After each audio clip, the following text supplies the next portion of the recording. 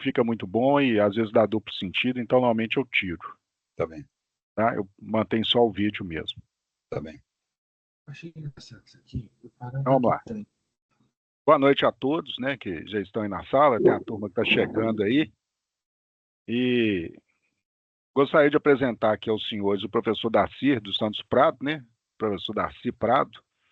Já eu conheço aí de cursos aí da área de qualidade, de longa data. É uma pessoa fantástica aí com vasta experiência, que está trazendo, né, basicamente o livro dele para poder apresentar para os senhores.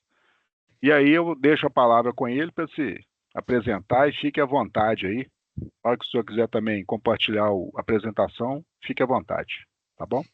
Agradecemos aí a sua presença e participação. Legal. Muito obrigado, Roberto, né? Deixa eu ver se eu coloco aqui essa. Sim, vamos ver se ela aparece.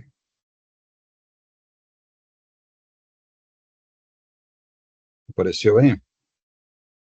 Apareceu. Essa versão aqui. Essa versão aqui. Para vocês aparece na tela inteira? Tela inteira. Sim, Roberto, sim. Roberto, você está sem áudio. Perdão, aparece a tela inteira aqui para mim. Ah, tá. Os Ok. demais também está tranquilo? Sim. Ok. Ok. Coincidentemente, ontem eu atualizei meu computador, Windows, sabe? E ele andou atualizando um monte de coisa. E essa versão aqui do PowerPoint para o Teams, essa maneira de apresentar aqui, acabou nesse minuto, é novidade para mim. Deixa eu só experimentar que se vai para frente assim, né? Ok. Vamos ver se vai. Parece que eu vou ter que... Aí mudou de tela, né? Mudou de tela. Acho que vou ter que fazer... Ok, é que dá para funcionar, tá? Para vocês está aparecendo na tela inteira, né? Tá beleza. Sim. Beleza, ok. Então vamos em frente, né?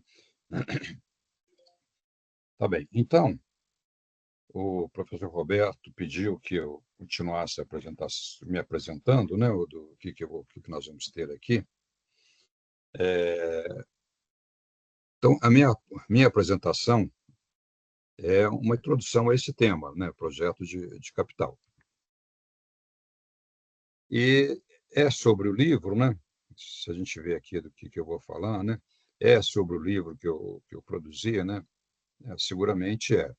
Mas é também sobre a minha experiência com o assunto. Eu sou consultor da Falcone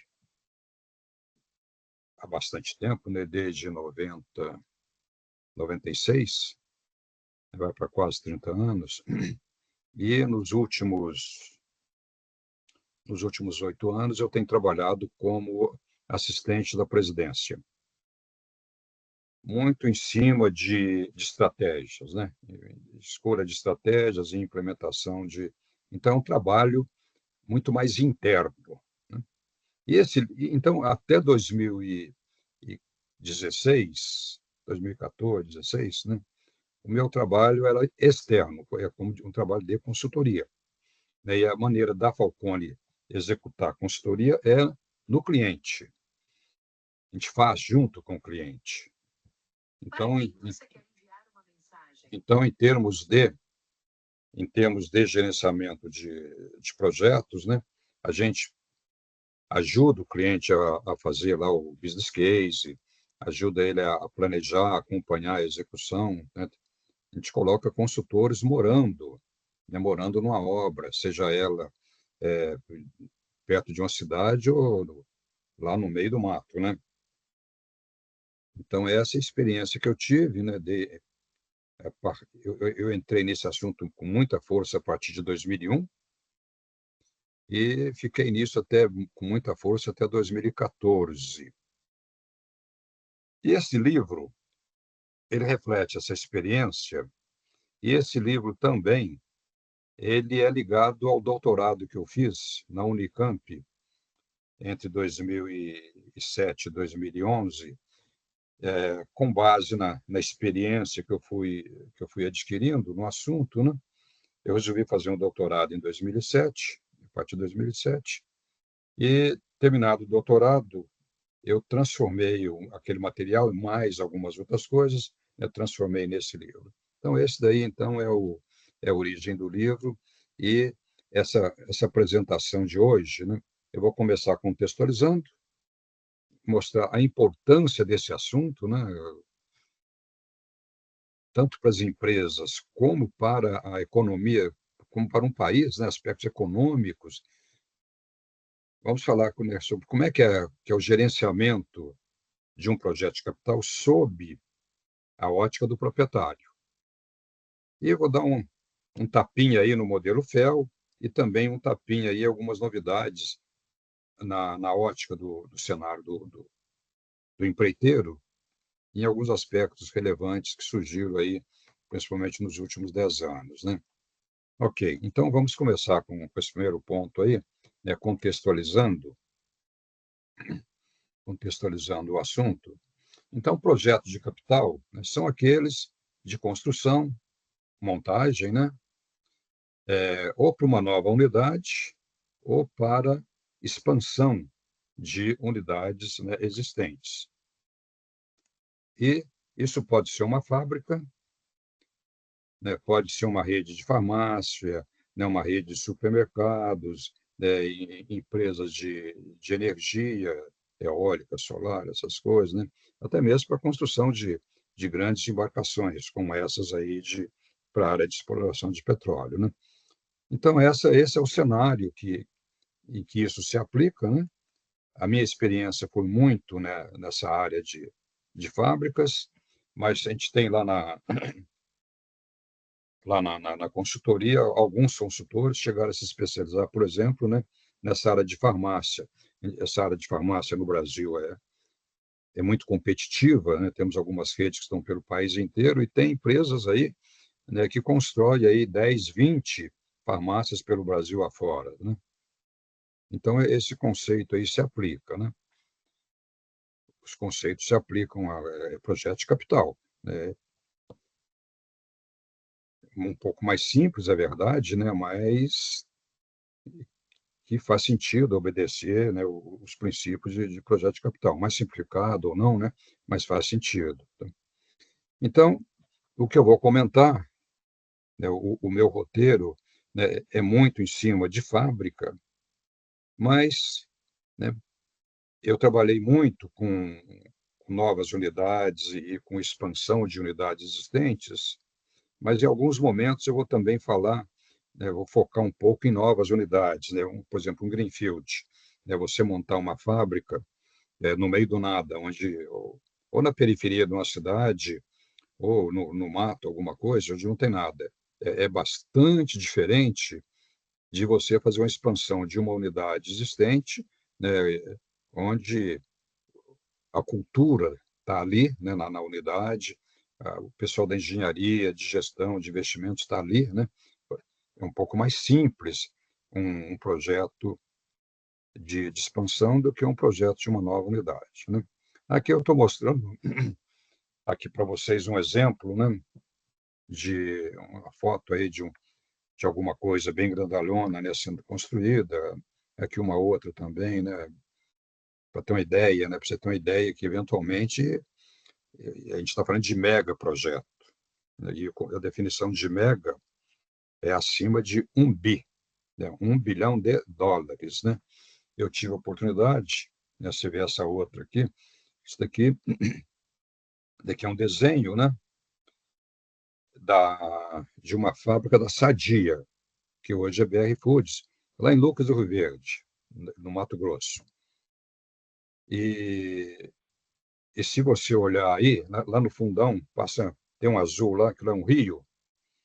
Então, a distância, para você ter uma ideia do tamanho dessa fábrica, né, essa fábrica da Sadia, onde ela produz principalmente hambúrguer bovino, né, perdão, suíno e de aves, né? Pra você ter uma ideia do tamanho disso daí, a distância, aqui na frente tem uma estrada, né? Na frente tudo passa uma estrada. a distância da estrada até aquele rio lá no fundo é de 6 quilômetros. E a largura dessa fábrica é de 2 quilômetros. Então, dá para ter uma ideia, né, do tamanho que é isso daí. E essa unidade aí, ela é capaz de abater, né, desculpem o termo aí, né, de abater 500 mil franguinhos por dia e 5 mil, né, porquinhos por dia. E foi um trabalho aí, gastou um planejamento aí de uns 2 anos e 1 ano de execução. E talvez foi um dos lugares onde eu mais aprendi, né, tamanha complexidade que tinha isso, tamanha quantidade de problemas que se enfrentou, né? Então, o que é um projeto, né, de capital? Tem uma definição aí, né? Que projeto de capital, aqui eu deixei ela para a indústria de processos, mas com pequenas adaptações serve para muita coisa, né? Então, o que é isso, né? Envolve a construção ou expansão de plantas e ou instalação de equipamentos, tanto para produzir um novo produto, como para manter ou ampliar a capacidade de operação. E tem uma outra definição aí que projeto de capital objetivo. A expansão da infraestrutura envolve logística, mobilização de pessoas e grandes aquisições. Então, em cima, né, desse conceito que a gente trabalha, né? Vamos falar um pouquinho sobre a relevância do tema, tá? Então, olhem só, é, o, o cara que escreveu isso daí, né, o nome dele é Merrill, e ele é autor desse livro. Esse livro está na 2ª edição. Esse ano foi lançada a 2ª edição, a primeira de 2011. Na edição de... Eu não tenho a 2ª edição, eu tenho a primeira, né? Ainda não comprei a segunda. Na primeira edição, ele escreveu, né, e esse cara ele é um dos criadores da IPA, Independent Project Analysis. Daqui a pouquinho eu falo mais, né? Ele escreveu que, com dados de 2010, de mais de 300 megaprojetos industriais conduzidos em todo o mundo, uma análise desses dados mostrou que 65% deles falham em atingir os objetivos do negócio, né? O que quer dizer isso, né? Ou porque o produto, né, que foi lançado não atende, não é competitivo, ou porque estourou custos e atrasos e o fluxo financeiro foi para o brejo, né? Aquele lucro esperado não foi atingido, enfim, né, não atingiu os objetivos do negócio. Então, a IPA, essa empresa, né, ela foi criada nos Estados Unidos, ela já teve uma filial aqui no Brasil, em Curitiba, e esse pessoal, eles é que criaram o índice FEL. Então, um pessoal de altíssima respeitabilidade, né, já atuaram aqui no Brasil, né, o modelo FEL da Petrobras foram eles que implantaram, o Torantim e alguns outros lugares, né? É um pessoal de uma competência muito alta, sabe? E esse livro, eu tenho a primeira versão do livro dele, né? O livro é muito gostoso de ler, porque ele coloca muito da experiência deles, né, com construção, né? Eles atuam, o negócio deles é avaliar o índice FEL de um projeto e de um conjunto de projetos também, né? E são muito respeitados, né? Eles não só eles criam o índice FEL, mas como eles padronizam, eles criam a padronização, né? E implementam os processos para o FEL 1, FEL 2, FEL 3, né, nas empresas. É o trabalho que eles fazem, né, no mundo inteiro. Bom, a relevância, né, desse tema. Primeira relevância, né, desse tema, continuando a relevância, a primeira parte que nós falamos lá, né, é que se você não prestar atenção, né, nos projetos, eventualmente você pode estourar bastante e não atingir os objetivos do negócio. Um segundo aspecto muito importante desses projetos, né, nesses que vocês trabalham aí, é que esse assunto está diretamente ligado, né, com a economia. Deixa eu botar meu óculos aqui, porque a letrinha aqui para mim ficou bem pequena e eu não estou sabendo ainda, né, aumentar o tamanho disso daqui, sabe? acabou que a apresentação ficou só num pedacinho aqui da minha tela. Felizmente, na de vocês, ocupa a tela inteira, né? Então, existe um indicador econômico chamado, né, formação bruta de capital fixo. Ele é um indicador macroeconômico, né? Ele registra o aumento da capacidade positiva de uma economia, do Brasil, por exemplo, né, através, né, de investimentos em ativos fixos. E ele agrega, né, que tem dentro dele? Tem os investimentos em máquinas e equipamentos na construção civil e em outros ativos. Ele é central para a análise do crescimento econômico. Deixe-me falar um pouquinho mais sobre isso, né? Eu acabei lendo aquilo ali, né? Mas deixe-me falar um pouquinho mais sobre isso, né? Primeiro, né, qual que é o valor desse indicador no Brasil aí nos últimos 14, 15 anos, né? Se você olhar aí nesse gráfico, ficou entre 15 e 20. 15 e 20%. Então, você mede isso como um percentual do PIB. E aqui que é o PIB, é tudo que você produz. Então, esse indicador está dizendo que 15%, né, de tudo que você produziu foi para, né, equipamentos, máquinas e equipamentos, em construção civil ou em alguma outra coisa. Então, é assim que você lê, né? O indicador está entre 15% e 20% do PIB. Né? Aí você fala, pô, Darcy, esse número aí é um número bom, né? Então, vamos dar uma olhadinha no mundo, né? Vamos pegar aqui 2022. Em 2022, o nosso valor aí, o primeiro à esquerda, né, é quase 18%. Se você pega todos os outros indicadores aí, né, do mundo inteiro, dos países emergentes, emergentes com a China, emergentes sem a, perdão, economias avançadas com a China ou sem a China, países emergentes com o Brasil e sem o Brasil, América Latina com e sem o Brasil, né? Se você olha isso daí, você vê que, infelizmente, a gente está um tanto para trás, né? A gente está um tanto para trás, inclusive, né? Nós estamos atrás da América Latina. Peru avança mais do que a gente, Argentina, Chile, né? Argentina não tanto, mas principalmente esses outros já estão avançando mais que a gente nesse aspecto, né?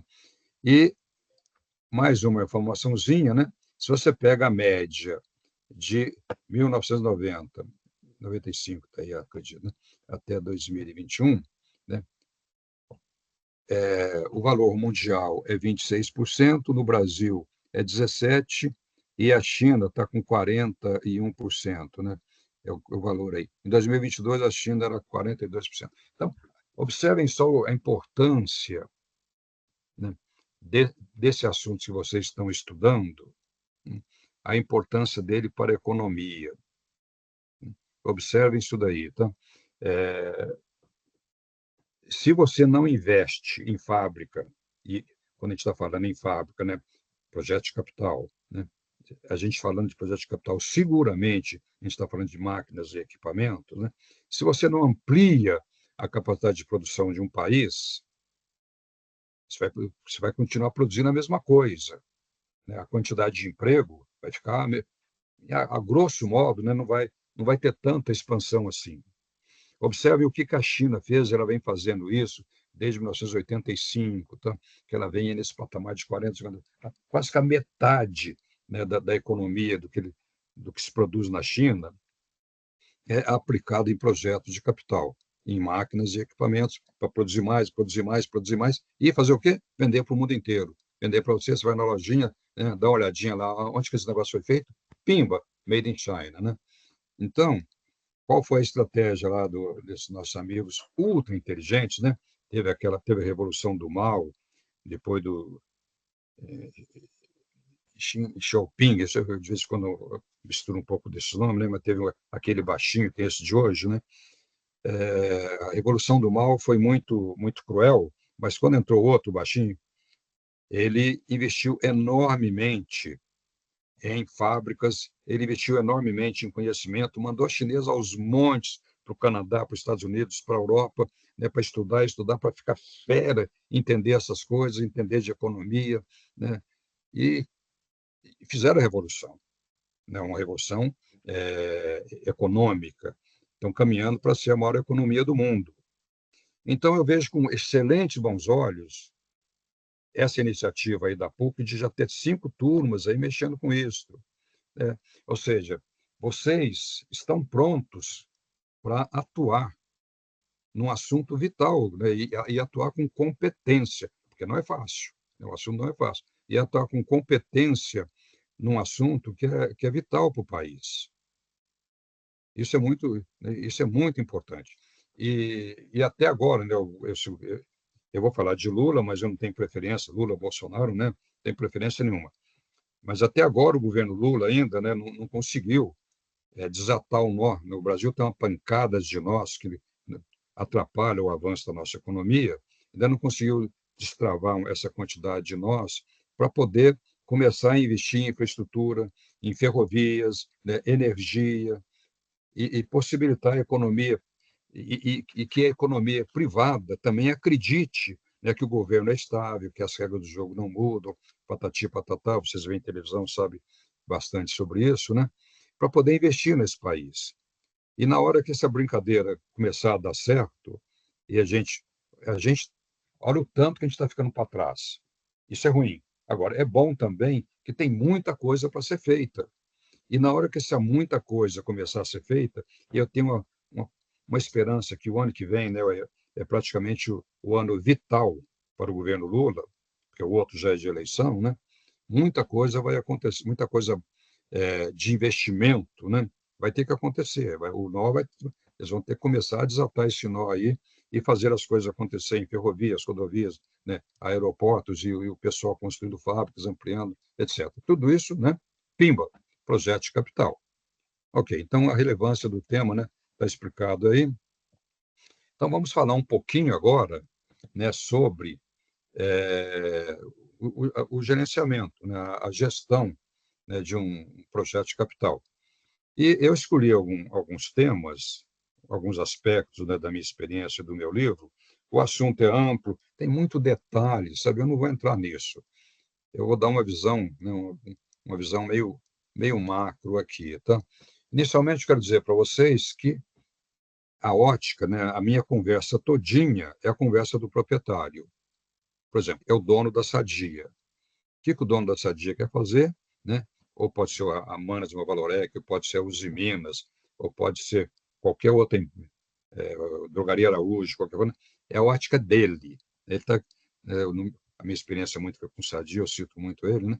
Então, é a Sadia querendo construir uma nova fábrica lá no Mato Grosso, ou uma nova fábrica lá em Pernambuco. E, para isso, ele precisa, né, de empreiteiras, de empresas que vão fazer o design, né? O que é o design? O projeto estrutural, o projeto conceitual, né? De empresas, de fornecedoras de equipamentos, empresas que instalam equipamentos, né? E consultorias e essas coisas, né? Um monte né, atua nisso daí. Cada uma delas, né, se você pega aquela fábrica lá de Lucas do Rio Verde, aquilo ali para a Sadia é um projeto. Ela tem que olhar um monte de coisas ali. Agora, a empreiteira que foi a Camargo Correia, também, para ela, aquilo é um projeto ultra complicado, com tarefas que não tem, né? Se você olhar lá o cronograma, tem tarefa que não acaba mais. Lá tinha uma pancada de fornecedores de equipamentos, né? Consultoria, gerenciadora, e por aí vai, tá? Então, para cada uma dessas bolinhas aí, né, uma determinada fábrica, alguma coisa, né? Cada um deles vê sob a sua ótica. E essas coisas interagem, né? O acompanhamento de um tá vinculado com o acompanhamento do outro. Então, a minha ótica é a ótica do proprietário, e nessa ótica do gerenciamento, né, eu vou me permitir agora dizer que um determinado projeto, ele começa nascendo lá no planejamento estratégico, lá na formulação estratégica. E depois que a empresa, né, ela faz a formulação, que quer dizer, ela escolhe quais vão ser as estratégias que ela vai ter. Vamos crescer nesse produto no sul do Brasil, né, assim, assado, que ela define as estratégias dela. Olha, eu quero crescer 20%, lançar novos produtos, aumentar esse. em tal região geográfica, patati, patatá, pururu, né? Aí você começa a criar a carteira de projetos para atender aquilo ali. Essa coisa, né, no que a carteira de projeto está pronta, essas duas coisas juntas aqui, a gente chama de planejamento estratégico, né? Para vocês terem uma ideia, né, de quão amplo que isso pode ser, eu lembro que teve um ano lá na Sadia que, né, aqui na formulação estratégica, todo mundo dá ideia. Surge uma pancadaria de ideias. Ah, podemos fazer isso, podemos fazer aquilo, plá, plá, plá, plá. Né? Teve um ano que aqui tinha 700 ideias, e das 700 ideias, 120 foram aproveitadas. 120, né? Ampliações de fábricas, novas fábricas, greenfield, essas coisas, sabe? Envolvendo alguns bilhões, né, de reais. Eu estou falando aí, eu tive na Sadia entre 2004 e 2010, né, no dia daquela época, envolvendo alguns bilhões, né, de reais. E, tendo escolhido essa carteira, você começa a implementar cada um, né, dos projetos daquela carteira. E depois de implementado, aquilo entra em uso. Em paralelo com isso, você tem que ir monitorando, né? Uma coisa é gerenciar o projeto, uma coisa é ir monitorando o andamento disso tudo aqui, para ter certeza que aquelas premissas aqui da formulação estratégica e aqui da criação, porque aqui é um trabalho técnico muito pesado, né? Aqui, na criação da carteira, você faz o estudo, por exemplo, de viabilidade, quanto é que vai dar o VPL, o valor presente líquido de cada um daquilo. Então, aqui você tem que ir monitorando para saber se aqueles projetos estão atrasando ou estão em dia, se aquelas premissas econômicas são válidas, se a concorrência está entrando assim ou assado, né? Eventualmente, algum projeto pode ser cancelado, outros podem entrar na história. A coisa é muito dinâmica, né? No ambiente das empresas, ninguém é bobo, está todo mundo esperto e olhando o que tudo está acontecendo por aí, né? Então, esse desenho aí, né, ele mostra a sequência em que as coisas acontecem. E, se você for olhar um determinado projeto, né, por que ele se candidata a ser, né, por que ele se candidatou a ser um dos projetos da carteira? Então, vamos supor um determinado produto, né? Você tem um determinado produto e a fabricação daquele produto, né, pode ser o quê? Pode ser geladeira, pode ser carne para hambúrguer, pode ser sapato, tá bom? Imagina, então, que a demanda, né, vem crescendo. E hoje, aqui está mostrando hoje, 2010, né, na época que eu fiz o doutorado, escrevi o livro, né? Mas hoje, né, na data de hoje, você vira e fala assim, caramba, né, se essa demanda continuar desse jeito, daqui a menos de 2 anos eu vou estourar a minha capacidade máxima de produção, né, desse produto aqui. Então, em função disso, você vira e fala, olha, eu sou um candidato, né? Eu tenho que ter uma fábrica nova, eu tenho que expandir, ou ter uma fábrica nova para esse produto. E então você submete, né? Essa necessidade aqui é submetida, né, junto com as outras, e com que dados que você fornece? Um dado importante que vai ser utilizado lá na hora de selecionar, né?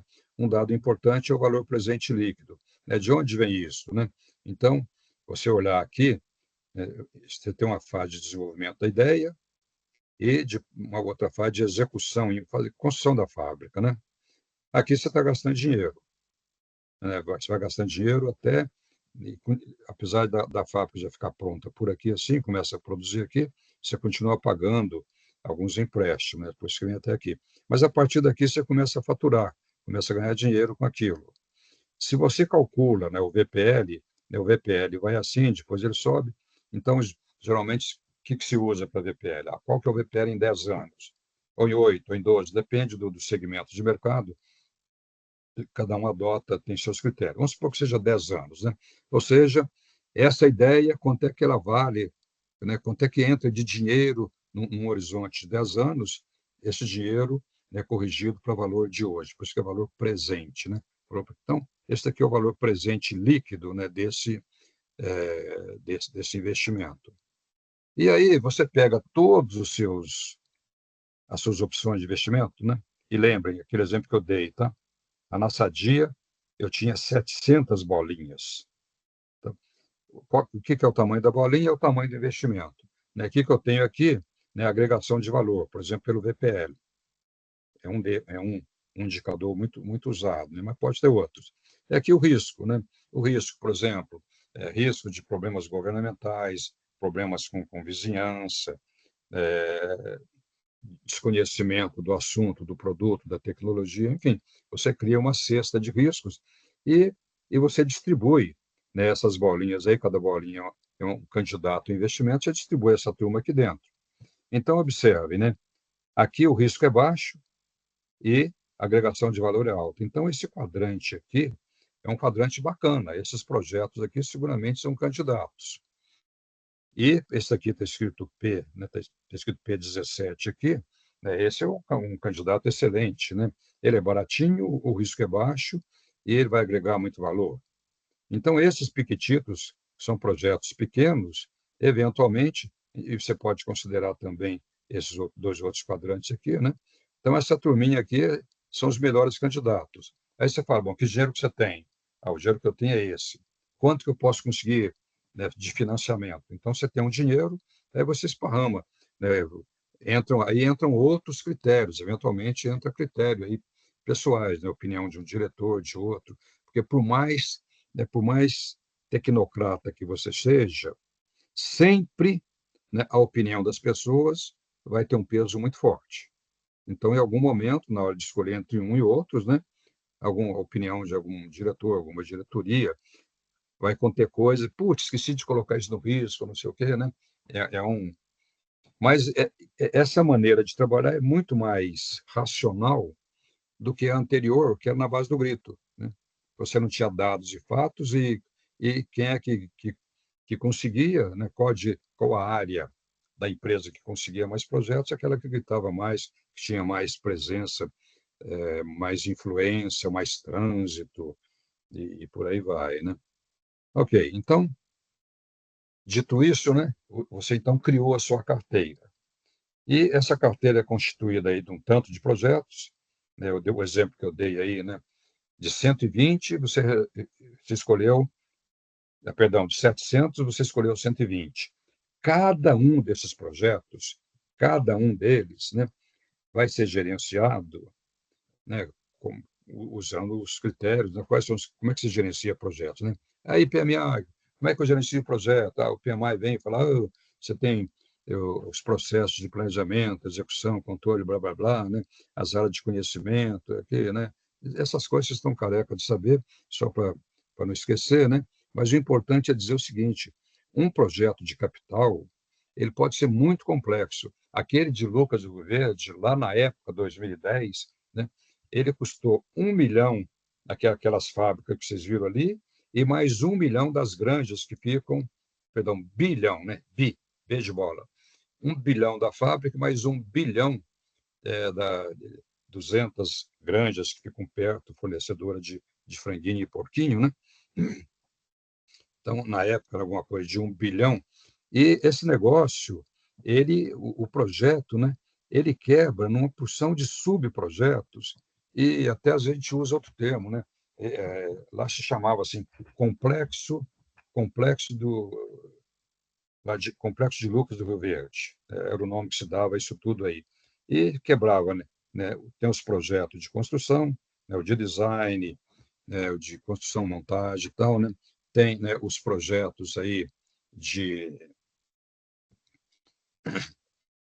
de funções, né? De coisas gerais, né? Tipo RH, você tem que contratar pessoal, preparar para a produção, preparar para a operação, logística, parte TI, né? E algumas outras de apoio, como, por exemplo, relacionamento com o governo, com o meio ambiente, com a vizinhança. Né? Isso daqui lá, eu lembro que lá nós tínhamos, na hora que quebrou, né, o Complexo Rio Verde quebrou em 32 projetos, né, dessa turminha aqui. Então, observem só, construção e montagem, quem vai fazer isso aqui são os empreiteiros. Mas você acompanha, né, aquilo ali. Você acompanha, você tem os grandes marcos que o empreiteiro tem que cumprir. E, eventualmente, né, tem coisas que você tem que fazer, né, junto com o empreiteiro. Então, tem uma parceria. É verdade que, né, a maior parte, né, lá no caso de Lucas do Rio Verde, do 1 bilhão da fábrica, né? Alguma coisa, a parte civil custou algo como 400, né? Esses dados aparecem até lá no livro, né?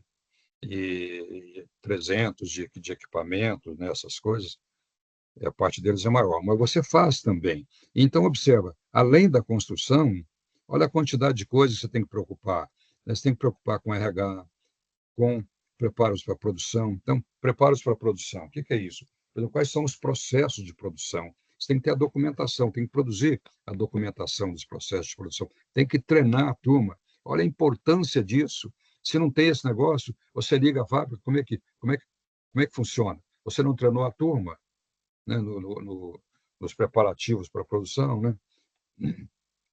Preparativo para a operação, né? Idem, logística, né? Quem vai fornecer o quem, e como é que chega a matéria-prima, como é que ela é distribuída, por que forma, é caminhão, é trem, né? Como é que vai? Tudo isso, e são projetos ultra complicados, sabe? Não são projetos simples, né? Muito dos 32 que eu falei, né? Diversos dos projetos, tinham mais de 3.000 tarefas lá no Microsoft Project, né? Então, esse projeto aqui de RH, para vocês terem uma ideia, né, da complexidade dele, é, a Sadia teve que construir uma mini cidade com 1.500 casas e buscou pessoal, né? Mato Grosso não tinha, né? A região lá de Lucas não tinha gente, tinha que buscar pessoal lá no Maranhão e Piauí, trazer essa turma para uma mini cidade com 1.500 casas, que depois virou 2.500 casas, né, para essa turma morar. Não é moleza você construir uma mini cidade de 1.500 casas, tá? Então, esse negócio aqui, né, o que tinha, né? Tinha uma equipe, né, além da empreiteira, além dessas coisas, né, tinha uma equipe lá era um prédio que a gente ficava, né? A consultoria da Falcone, nós chegamos a ser 18 consultores, e do lado da Sadia, eles tinham lá 32 gerentes de projeto, além do gerente de projeto, tinha a turminha dele com mais 2, 3, 4, 5, né? Que ajudava ele a tocar. Enfim, é algo complexo, né? Não é algo simples. Mas quando você estrutura tudo bonitinho, estrutura antes, né? E vocês vão ver onde é que a gente estrutura isso, né? A chance de não errar muito ou de acertar mais, né? Aumenta, né? Olha um outro aspecto muito importante, né? Como é que você cria, né? São pessoas que vão executar, né? Como é que você cria a estrutura organizacional? Olha esse exemplo aqui, tá? Então, você tem a presidência da empresa e tem uma diretoria de engenharia. O pessoal da engenharia, né, aqueles primeiros estudos técnicos, é feito pelo pessoal da engenharia. Então, sei lá, eles tinham lá quase 100 engenheiros, uma centena de engenheiros, né, trabalhando em muitos projetos. Então, os estudos iniciais são eles que faziam, mas depois contratavam uma outra empresa muito mais habilitada, né, para continuar aqueles estudos, projeto básico, projeto executivo, projeto conceitual, né, essas coisas. Então, esse pessoal também que era o gerente de projeto, que tocava. O gerente de projeto ou é um cara da engenharia ou um cara da produção. É um cara que fala a linguagem daquilo que está sendo feito. Agora, quem é que controlava tudo? Uma diretoria de investimentos. Então, olha aqui, está escrito aqui, né, EGP, Escritório de Gerenciamento de Projetos. Então, cada fábrica nova ou expansão tem seu escritório de projetos. E tem um escritório central que padroniza tudo, que normatiza tudo, que consolida, né, as informações aí de todo mundo. E você tem empreiteiros, empresas de design, de fiscalização, as tais gerenciadoras, né, ligadas à diretoria de investimento, mas prestando serviço, né, principalmente o pessoal da engenharia. E, eventualmente, é conveniente você criar programas, né? Então, você pode ter um programa, né, por exemplo, um programa só de fábrica de ração. Então, muitas fábricas vão ter fábrica de ração, mas tem alguém que controla, não é só isso. Muitas fábricas vão mexer com aves, então pode ter um programa só de aves e tal, sabe? Para que isso é bom, né? Fábrica de ração é tudo parecida. Então, você pode fazer compra de uma vez só. Então, essa é a ideia de programas, eu acredito que vocês conheçam bem esse conceito, né? e o resto da empresa inteirinha apoia. Então, esses trabalhos, né, um projeto ele depende, né, da parte jurídica, da parte tributária, da TI, da parte de suprimentos, né? Então, essa turma toda aqui participa disso daí. Então, esse aqui é um exemplo de uma estrutura organizacional, né, que você pode montar, né, para tocar, né, tocar esse monte de projetos, né, que pode ter durante um ano. Vamos falar um pouquinho sobre o modelo FEL, né? Eu vou focar um pouco, né, nesse modelo. Roberto, qual que é meu tempo? Eu vou até aqui, eu esqueci de perguntar isso. Pois não. Eu estou relativamente tranquilo. Em relação a mim, o senhor pode ficar à vontade. Eu tenho aula com os meninos hoje até 10h30, mas se o senhor precisar, a princípio, o senhor tiraria 50 minutos, mas pelo menos para mim está muito interessante. Se o senhor estender, pode ficar à vontade. Os meninos têm aula aí, vamos dizer assim, teoricamente até 10h30. Tá. Eu acredito que eu vou até, agora são 9h30, né? Sim. Eu acho que eu vou até perto de 9h50, por aí, no 9h45, Sem problema. abre para perguntas Abre também. para perguntas, comentários, sem problema algum. Tá bem. Bom, então, me permitam falar um pouquinho, né, sobre esse modelo FEL, né, que ele foi a grande sacada, né, para essa história. Como é que era antes, né? E como é que é hoje em algumas empresas, né? É assim, né? Alguém tem uma ideia, né? Um diretor tem uma ideia, precisamos disso, precisamos de ampliar isso, uma nova fábrica disso. Ah, é? Poxa, legal, vamos em frente, tá bem. Olha, vamos começar a fazer a terraplanagem amanhã, já vamos contratar uma empresa de terraplanagem, contratamos uma empresa de engenharia para fazer o projeto básico, projeto executivo, e vamos que vamos. Tá? Parece bobagem, tá? Falando assim, né? Mas era desse jeito que acontecia nos Estados Unidos, tá? Era lá, sim. E, né, o que aconteceu, né? Esse negócio, vocês vão ver aqui, né, com dados e fatos, você vai meter, né, os burros na água, você vai se estrepar, né, com essa abordagem. Então, de tanto estrepar, né, criaram essa abordagem chamada FEL. Então, essa abordagem, ela já tem ela existe há muito tempo, sei lá, se é de 1940, por aí assim, tá? Mas não era muito lembrada, não, né?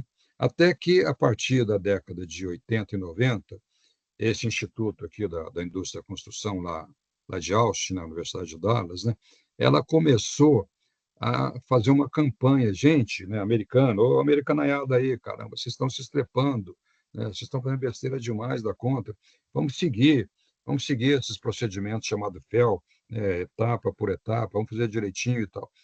E isso começou a dar resultado, e teve uma turminha que saiu aí da universidade e que montou a IPA. A IPA, né, nasceu aí nesse instituto, e ali na década de 90, eles montaram a IPA, começaram a dar consultoria para as empresas para fazer isso, porque não é simples. Tá? Eles criaram a consultoria deles para fazer isso, como é que você padroniza cada uma das etapas, e eles também criaram o indicador FEL, para avaliar quão bem, né, que você vem fazendo essas etapas. Tá? Então, é um pouquinho da história, né? E como é que essa história, né, desse modelo, né, de front-end? Porque front-end significa o que vem antes, né, da implementação, né? Então, o modelo FEL tem o FEL 1, né, o FEL 2 e o FEL 3, mas a Petrobras tem o FEL 4.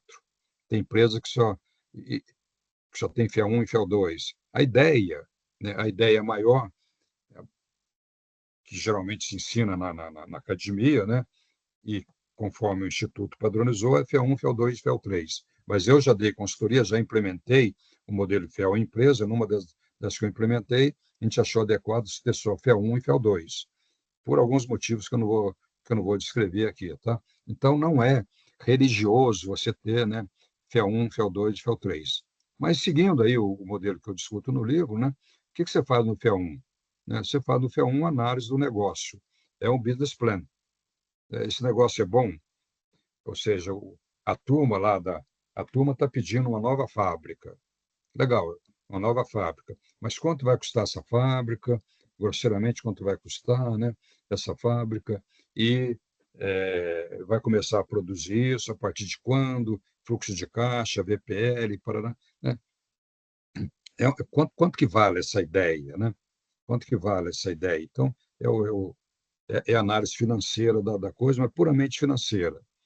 Ok, foi aprovada, né? Que aí, observem, aqui tem esse modelo, ele chama de um modelo, né, stage gate, né? Etapa, portão, etapa, né, porta, sei lá como é que é, né? Ou então, simplesmente stage gate, né? Você tem uma etapa aqui em que ela é avaliada aqui. E nessa avaliação, pode ser que você fale, olha, isso aqui é uma fria, cai fora, não vai em frente, não. Ou então você pode dizer, olha, essa documentação que vocês produziram aqui está falha e refaz. Então, esse amarelinho aqui, né, o gate, ele é executado por pessoas que não pertenceram ao estágio. Uma turminha, né, para avaliar aquilo ali. E nessa avaliação deixa passar para frente, ou volta para refazer, ou então é eliminado. E você vai para a etapa seguinte, que é uma etapa conceitual, técnica, né? Aqui era econômica, financeira, de saber se é um bom negócio.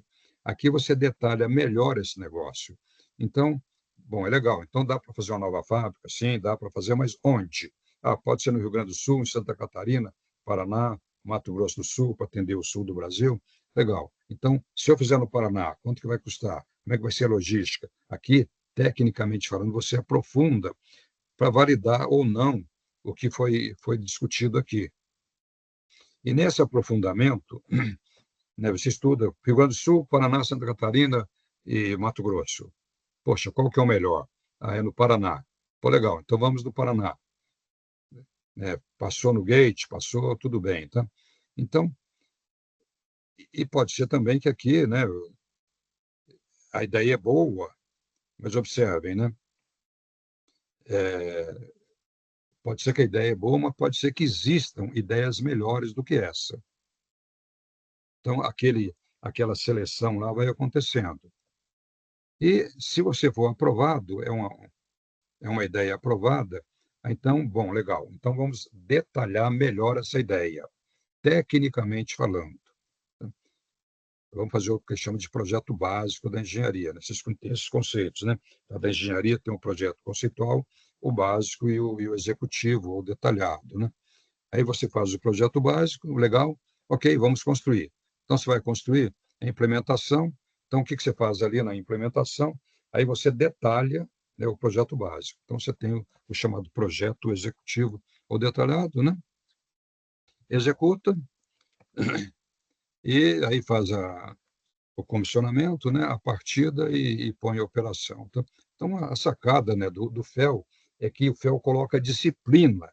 E se você segue isso daí, é uma muita disciplina. Cara, você tem que fazer o estágio. O estágio, ele é todo padronizadinho, tem que fazer isso, blá, blá, blá, blá. Aí depois você vai para o gate, né? O gate analisa, blá, blá, blá, blá, blá. Reprovado, volta para fazer melhor. Se você bobear com esse negócio aqui, acontece o que aconteceu aqui no Brasil, e agora vocês vão me permitir eu não falar o nome, tá? Mas eu cheguei a me envolver um pouquinho, né, com uma grande empresa brasileira, mas que ela é meio, né, ela é privada, mas é um pouco pública também, né, meio burocrática, que eles burocratizaram tanto esse gate, tanto, que tinha tanta coisa que vim, né, e não aprovava ninguém, tinha que voltar. E o que estava acontecendo é que antes, né, essa empresa fazia tudo isso aqui mal e porcamente, mas gastava 1 ou 2 anos. No que passou a fazer muito bonitinho, pulou para 4 anos. E 4 anos, né, a gente chama isso tudo aqui de desenvolvimento, né? Desenvolvimento da ideia, né? 4 anos era um número que o mercado mundial conseguia fazer 1 ano e meio. Então, observe, né? A turma se perdeu, né, nos detalhes aqui, né, de travar, de avaliar e navegar na maionese. Então, chamaram de novo, IPA, volta aqui, IPA, putz, grila, né? E vamos acelerar isso daqui, fazer melhor. Então, parece bobagem, né? Empresa de bilhões, de vez em quando, faz umas coisas desse tipo, né? Então, voltando, né, o que tem aqui no FEL, né, o FEL 1, você tem análise, né, econômica, você faz uma coisa que é o plano preliminar do projeto e análise de risco. que é esse PPP aqui, plano preliminar do projeto, que ele volta, né, a ser revisto aqui e que ele volta a ser revisto aqui, né? Plano de projeto, vocês que estão fazendo aí gerenciamento de projetos, é o velho plano de projeto do PMI. Então, aqui você já faz né, um esboço de como é que vai ser a execução dessa obra. Tá bem? Como é que você vai executar essa obra? Né? Vamos imaginar, muito resumido. Vamos imaginar, né, que lá na implementação é que você detalha o seu plano. Né? O seu MS Project lá, ele vira lá, né, um determinado projeto, pode ter 3.000 tarefas, 5.000 tarefas, sei lá, né? Então, aqui, talvez ele tenha 100 tarefas. Aqui ele pula, talvez, para umas 200, 300, aqui 200, 300, 400, e depois vira 3.000. Então, esse plano preliminar é um planejamento, né, de etapas, né, de ter ideia de custos, de pessoal, né, de algumas coisinhas assim. Então, esse plano, observe, ele surge por aqui assim, né, e vai sendo aprimorado. E ele entra para valer mesmo, vai ser na execução. Aqui no FEL 2, né, chama seleção de alternativas, eu não gosto muito desse termo, eu costumo usar mais escolha da melhor opção, né? Quer dizer, tem uma opção de opções, escolha da melhor opção, né? E aqui é engenharia conceitual, estudo de viabilidade agora, né, já com dados técnicos, né? Entra a parte de fornecimento, né, o supply, a tal revisão, né, e análise de risco, também revisão. Aqui, o estudo básico, você tem engenharia básica, né? A revisão disso, e começa algumas aquisições. Já tem segurança, né? Já começa algumas aquisições, né? E algum financiamento. Algumas vezes, a terraplanagem começa por aqui, né? Alguma coisa que já tem certeza que vai tocar, então já começa aquilo ali. Então, esse daqui é o conteúdo das etapas, é o principal conteúdo, né, das coisas. Agora, tem uma coisa chamada VIPs, né? Perdão, né? Antes disso, né? Então, a formação da carteira de projeto, aquelas bolinhas, vocês viram lá naquele gráfico de bolhas, né? A formação da carteira de projetos vai acontecendo por aqui. Ou seja, no FEA1, né, muita coisa vai para o brejo. Tanto aquelas 700, né, que eu dei, né, umas 300 já vão embora. Vai no FEL 2, né, aí mais um tanto vai embora. Então, quanto sobra por aqui? 120, 130, sei lá, né, que é o que vai ser executado. Então, isso aqui é um funil. Eu não vou detalhar isso daqui, mas lá no livro isso é muito bem trabalhado, né? E tem um negócio chamado VIP, né? Práticas que melhora o valor, né? Ou seja, como é que você faz aquilo, tecnicamente falando, que para poder, né, fazer mais bem feito, aproveitar melhor, de uma maneira um pouco mais inteligente, né? Então, tem algumas técnicas, existem livros sobre isso, né, de simplificação, de qualidade, que eu não vou comentar, eu deixo citado aqui, que são muito específicos, um assunto bem específico, eu não quero comentar, mas eu não podia deixar de mostrar, né? Então, por que veio o FEL, né? O que eu falei foi assim, né? Que antes, né, lá nos Estados Unidos, imagina, lá na terra do Tio Sam, né? Lá para 1960, 70, por aí, né? Os caras são bons, a americanaiada não é besta, não. Britânico também não é, francês também não é, mas os caras estavam se atropelando. Ou seja, sair aqui da estratégia, tem uma boa ideia, pô, vamos que vamos. Vamos começar a contratar aí empreiteiro, o pessoal de engenharia, né? E pimba, vamos começar depressa. E faz um estudo aqui, corridão, tá?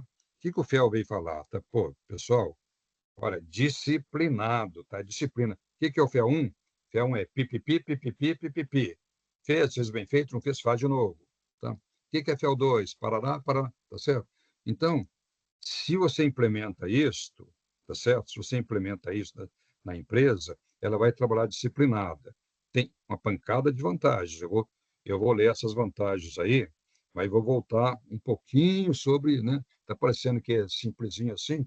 Eu paguei muito pecadinho aí pela vida por conta desse negócio aqui, tá? Então, né, que vantagem que tem isso daí, tá? Uma delas é que se reduz o custo de projeto.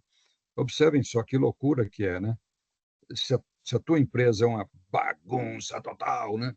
Tem casos que reduz o custo de 20% a 30%.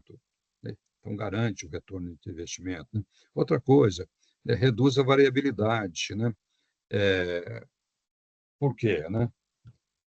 Variabilidade é o seguinte: você começa um projeto, você não sabe se vai terminar em 1 ano ou 2, se é assim ou se não é, tá? Então, com essa coisa, você garante melhor, olha, isso daqui dá para fazer em 15 meses, a um custo de 500 milhões e tal, tá? Porque esses estudos garantem melhor, tá? Então, ele aumenta o objetivo, a possibilidade de atingir os objetivos, né? E diminui solicitações ou alterações, né? Os empreiteiros, os tais claim, né? Vocês têm aí um dos MBA de vocês é sobre claim, né? E o FEL ajuda, né, nesse assunto, né? Que o claim seja mais. Claim é um assunto interessantíssimo, né? A gente, caramba, toda reunião que a gente fazia lá, né? Tinha, tinha um cidadão diferente sentado na reunião. Um dia a gente descobriu que ele era o advogado do empreiteiro, anotando tudo diferentinho para, pimba, solicitar um claim, né? Porque você nunca consegue planejar bonitão, sempre tem alterações. E se o empreiteiro não faz isso, ele se estrepa. Mas se ele faz demais, né, torna inviável, às vezes, o projeto, né? Então, esse FEL1, FEL2, FEL3, aí você fala, pô, legal, eu fiz o MBA aqui da PUC-MG, é um MBA ultra conceituado, eu aprendi, né, li o livro do Merrill, li o livro do Dacizinho, mais uma pancada de outros aí. Pimba, me chamaram, eu vou lá padronizar FEL1, FEL2, FEL3. Pimba, eu vou fazer isso, né? Bacana. Aí você faz.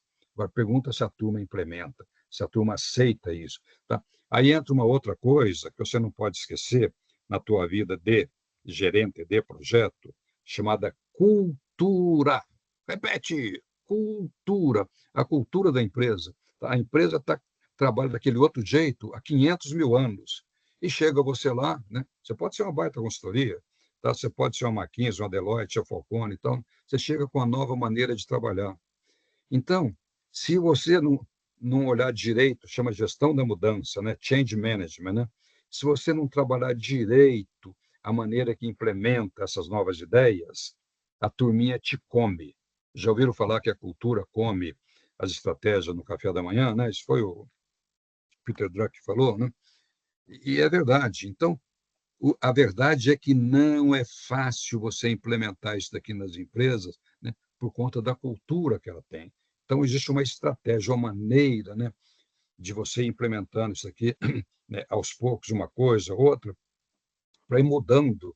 Porque engenheiro, meu amigo, eu sou engenheiro, né? Ô turminha desgramada para achar que tudo tem rei na barriga, né? Para achar que ele que tem a ideia melhor sobre a coisa, né? E chegam lá, são consultor, vamos trabalhar de outra maneira para ver se eles aceitam, né? Então, voltando ainda, né, um pouquinho sobre a importância, né, desse tal de FEL1, FEL2 e FEL3. Então, eu disse que aquele Merrill, né, aquele cara lá que escreveu o livro dele tem uma pancada de informações. E esse cidadão, esse Griffith, tá, ele chegou a trabalhar lá na IPA, ele também analisou uma pancada de projetos. Olha que conclusão ultra importante que ele tirou, tá? Aqui está dizendo que, né, vamos imagina o seguinte, um determinado projeto, né, o custo dele, vamos supor que o custo dele seja depois de pronto, tá? Seja de 1 bilhão. Mas, quando você estava nesse momento aqui, e você calculou quanto que vai custar, quanto iria custar lá na frente, né, quanto vai acabar custando quando ficar pronto aquela fábrica, você pode errar, tá bem? Você pode errar de mais 25% para cima e você pode errar para baixo de menos 10%. Ou seja, esse estudo que está aqui, ele pode acertar, mas é muito provável que ele vai errar e vai errar feio. Tá?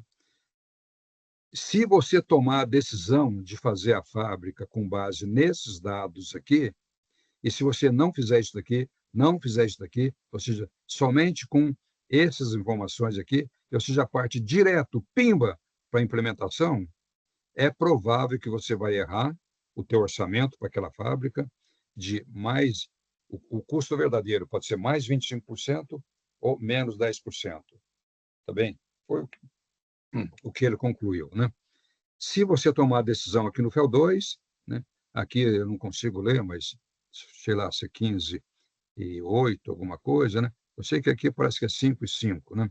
Menos Esse 5 valor por mais aqui. 5. Hein? Menos 5 e mais 5. É Depois aqui meio na. caminho.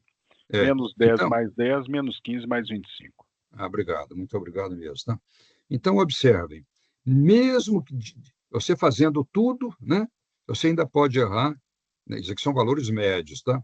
Você ainda pode errar, né, com mais ou menos 5%, porque surgem, né, tocar projeto, meu amigo, né, você sabe como é que é, né? Nunca sai igualzinho você quer que você planeja, né? Então, meus amigos, né, qual é o custo, né, de uma decisão apressada? É assim que ainda funciona em muitas empresas do Brasil, e era assim que lá na terra dos gringos, né, lá para 1970, 60, 70, 80, né, talvez até 2000, né, muita empresa bacanona, né, tomava a decisão de fazer uma obra de US$ 1 bilhão, 500 milhões de dólares, com poucas informações, né, não passava por aqui de uma maneira apressada, não tinha esse rigorismo, né, que o FEL veio implementando, tá? E avançando um pouquinho ainda, né, agora olhando a fase de implementação, então deixa eu voltar aqui, ó. Então, observa, o FEL está aqui, né? O FEL está aqui. Aqui está a implementação, tá? Vamos olhar essa fase aqui da implementação, que ainda tem coisa para falar, né? Vamos falar um pouquinho. Então, na fase de implementação, você tem cronograma, você está executando, você tem empreiteiro, subempreiteiro, né? Fiscalização, aquela tropa toda tocando aquele monte de coisa. E aí você planeja, né? Vamos mostrar aqui o teu planejamento do VPL, tá? VPL, valor presente líquido. Então, esse na cor azul é o teu previsto. Então, a fase de desenvolvimento, né? O que é desenvolvimento? É FEL1, FEL2, FEL3 e mais o planejamento do projeto. Aqui está a fase de execução. Tá? Então, você tem aqui as etapas iniciais, tá bem? Então, você planejou executar daqui até aqui. E daqui para frente era produção. Então, o teu VPL, né? O teu VPL é esse daqui. Então, nesse momento aqui, né, você tem o break-even point, e vamos supor que, né, em algum momento aqui, como 10 anos, o teu VPL é esse daqui. Beleza, então isso daqui é o que você queria, né? Querias, mas será que vai acontecer assim, né? É possível, aqui eu estou dando um exemplo de que você pode atrasar e ir atrasando, aqui está a execução. Então, você previu executar até aqui, e, na verdade, você vai executar até aqui. Então, houve esse atraso aqui, tá? E vamos supor também que, em vez de gastar esse tanto aqui, você gastou esse tanto, aqui está numa outra linguagem, mas isso daqui reflete, né, o estouro de custos. Então, o teu break-even point, que era para o 8º mês, pulou para o 10º mês, e aqui, você estava imaginando que você ter dinheiro em caixa, né? Você ia ter lucro com essa brincadeira, você não está tendo lucro nenhum, esse lucro só vai acontecer ali pelo 12º, 14º mês. Qual é o custo dessa brincadeira? Toda a tua engenharia financeira, e observa, onde é que está a engenharia financeira? Ela está no teu caixa, você está usando dinheiro teu, e ela está no financiamento, que você pode estar pegando de empresa de fora, ou eventualmente você lançou ações no mercado, você está precisando de dinheiro, né? Você captou dinheiro no mercado. Tudo isso vai para o brejo. E dependendo do tamanho do rombo da brincadeira, né, você nem. Né, você começa a produzir já sabendo que você não está conseguindo honrar, né, você não está conseguindo honrar os seus compromissos financeiros. Isso é um desastre. Então, uma situação como essa daqui, né, eu estou mostrando aqui uma situação ultra desastrosa. Aí você pode virar e perguntar assim, ô Daci, pô, legal, mas por que aconteceu atraso? Por que aconteceu, né, estouro de custo, né? Eventualmente, né, tem muitas razões, tá? Aqui eu estou mostrando, né, algumas delas. Então, as causas, eu coloquei as causas em 2 momentos, né? No momento de desenvolvimento, que é 1, 2, 3, né? E no momento de implementação, tá? E aqui eu estou dizendo tipo de coisas, né, que acontece, né? E que tipo de situação, né? É você entrar de uma maneira atabalhoada, não respeitar aquilo, não respeitar, né, os padrões, tomar decisões não baseadas em fatos e dados. Ou, né, aqui na execução e controle, tem uma porção de coisas ali, mas uma delas está relacionada com você contratar empresas, empreiteiras ou de engenharia não competentes, ou fazer uma gestão de contrato, né, não eficiente, gestão de claim não eficiente. Então, você tem aqui uma lista, né, e uma outra lista. Esse conjunto, né, de coisas aqui, fazer mudanças, né, você está executando a obra aqui e você está fazendo mudanças lá no design. A fábrica, em vez de ser desse tamanho, vai ser de um outro tamanho. De outro tamanho, então muda o contrato com o empreiteiro. Então, essas coisas que pode levar o teu projeto para o brejo. E, dentre elas, uma que eu citei agora, que é você alterar o seu projeto, que é ultra comum. Né? Por que é ultra comum? Porque olhem só, conforme você vai avançando aqui, essa coisa aqui pode durar 6 meses, mas pode durar 1 ano e meio, 2, tá? Dependendo aí, se é uma petrolífera, pode durar 2 anos, né? Uma fábrica de alimentos, aqui pode durar 1 ano, e você pode construir 1 ano, 1 ano e meio. Então, isso aqui demora tempo. Então, observe, conforme você vai andando por aqui, você vai entendendo melhor da coisa, você vai aprendendo mais do negócio. E aí você começa a querer mudar. Caramba, né? A fábrica, em vez de ser assim, pode ser assado, em vez de ter aquele equipamento, pode ter esse outro. Aí você pode querer mudar. E mudança, meu amigo, né? Deixa eu avançar aqui, depois eu volto, né? Mudança é um, é um aspecto terrível, é matador mesmo, né? Então, esse desenhozinho aqui está mostrando assim, olha, qual que é o momento adequado para você mudar o teu projeto. Você quer mudar? Legal. Na fase lá do estudo business plan, né, na fase financeira, legal, pode mudar, né, o impacto não vai ser grande. Aqui o impacto não é grande, aqui também não. Mas se você for fazer mudanças na construção, tá, aqui não é apropriado. Olha a curva azul. Quanto é que você vai pagar por isso? Vai te custar muito caro.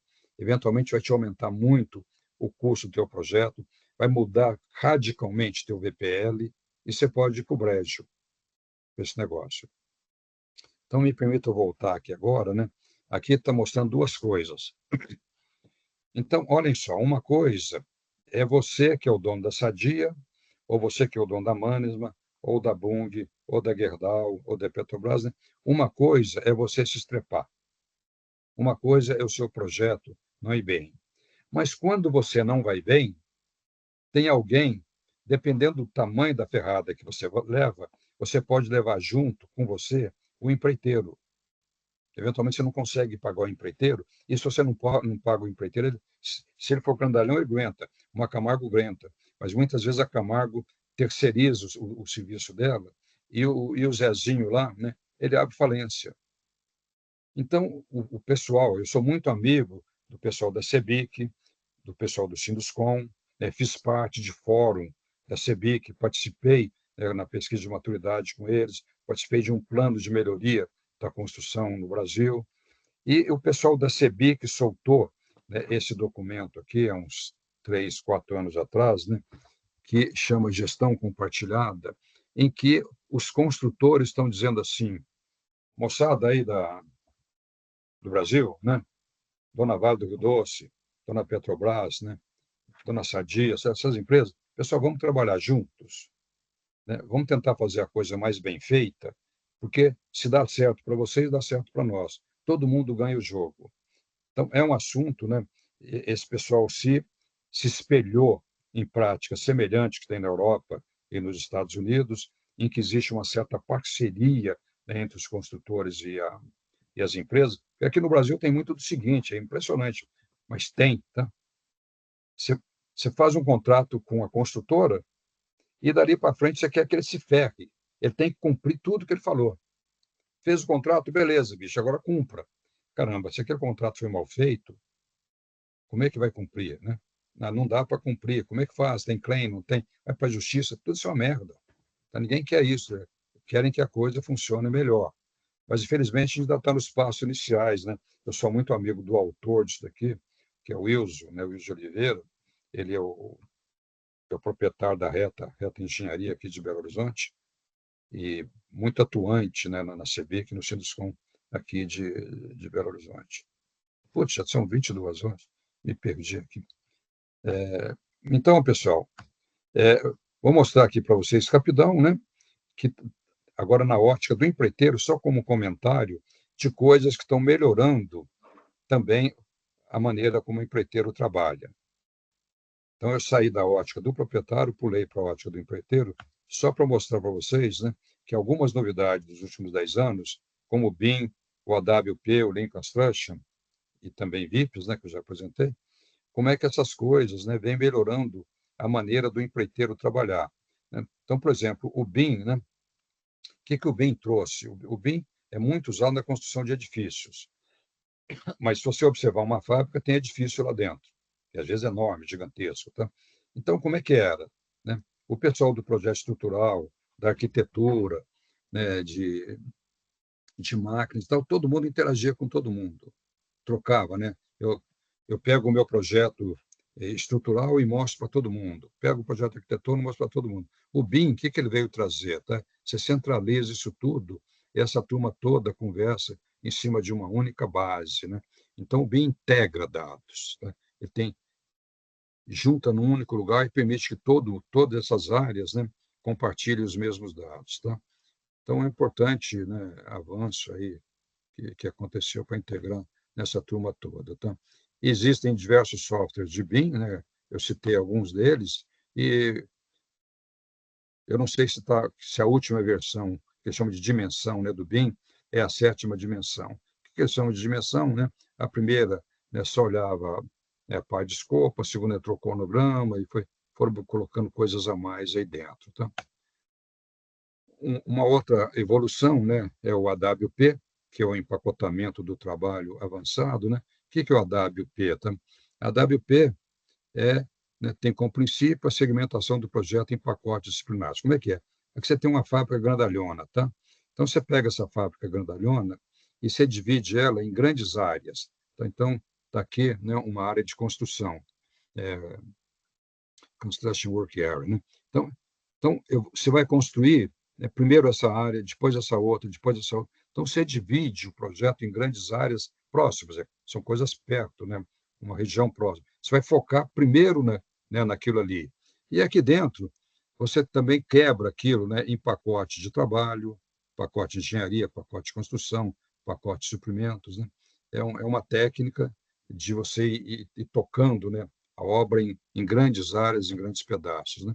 O Lean Construction, né, é uma maneira de você fazer a coisa mais enxuta, mais sem perdas. Né? Foi copiado trouxeram a ideia da produção, jogaram para a construção, né, trouxeram da Toyota, e aqueles conceitos da qualidade total, né, que se usava lá na produção, para fazer a coisa bonitinho, né? E trouxeram isso para a construção, né, com esse objetivo aqui de eliminar o que não acrescenta, de agregar valor à construção, e por aí vai. Tá? Ok, pessoal? Então, esse daqui é o que eu queria falar para vocês. Desculpem, né, eu me perdi um pouco no tempo aí, acabei gastando 1h10 na minha conversa aqui. Sem problema, professor. Desde já agradecê-lo aí pela apresentação, acho que foi muito bacana, uma visão muito enriquecedora. Eu gostaria de abrir até aí para algumas perguntas, né? Se alguém tiver interesse aí de estar fazendo pergunta, podem ficar à vontade. Diga, Sérgio, é o primeiro aí, levantar a mão, fica à vontade. Bom, agradecer ao professor por a colaboração na nossa formação. Né? A minha pergunta é sobre o esquemático do FEL. Por que a engenharia detalhada não é uma etapa separada anterior à implementação do projeto, né? À execução do projeto? E talvez a gente conseguisse melhorar a faixa de incerteza e diminuir o custo de um impacto na mudança. Por que ela está junta com a execução do projeto?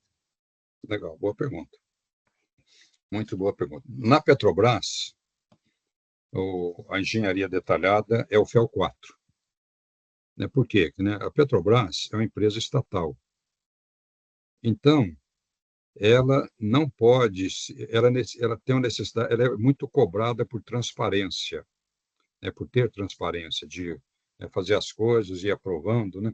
Então, ela, antes dela começar a construir, ela tem que ter toda a documentação da construção. É uma coisa que se observa em empresas públicas, tá? Infraero se observa isso, né? Petrobras se observa isso, que é quase que uma exigência, né, governamental, né, nos governos estaduais também, né, de somente executar uma obra quando tem toda a engenharia detalhada daquilo ali. Agora, por que que as empresas privadas, né, não fazem isso, tá? Empresa privada tem um outro viés, que é o viés da urgência, da rapidez, né, que pode ser uma loucura, tá? Mas eles acham, essa conversa é ótima, viu? Eu estou sendo rápido aqui, mas essa conversa dá para puxar uma porção de linhas dela, né? Mas a explicação de por que que, né, a engenharia detalhada fica lá dentro da implementação, né? É porque eles acreditam que dá para ir construindo, né? Dá para ir fazendo a engenharia de alguns pedacinhos, né? Você me dá as plantas disso, daquilo, eu vou construindo. Aí dá a planta aquele outro vai construindo. É uma loucura. Então, o escritório de engenharia fica maluco, porque aquelas plantas vão lá para o campo e o cara percebe que está errada, volta, putz, mas eu já estou construindo, faz depressa e faz mal feito. Então, é uma fonte, né? E você tocou num ponto bom, é uma fonte de erro. Agora, eles preferem, né, correr esse erro de eventualmente fazer uma grande besteira, e muitas vezes faz, né?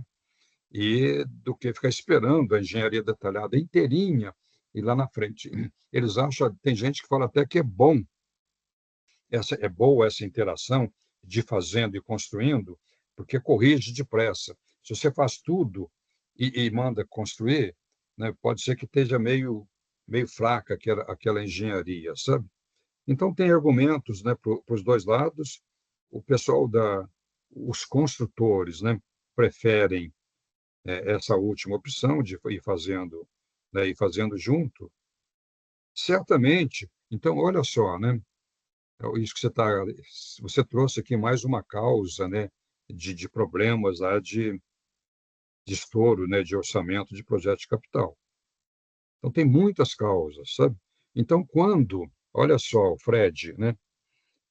Olha só, quando aquele cara lá, o Merrill, né, que é um super fera, né, a IPA é da década de 90, e ele tem mais aí de 30 anos que ele vem nisso daí, ele tem um banco de dados, todo lugar que ele vai, ele coleta dados. Então, e ele, ainda mais hoje, que você, com Big Data, né, você cruza uma coisa com a outra, né? Então, ele analisa, né, essa quantidade de coisa. E quando ele fala que 65% dos projetos falham em atingir os objetivos de negócio, né, é para você ter uma ideia, né, da complexidade que é isto. Tá bem?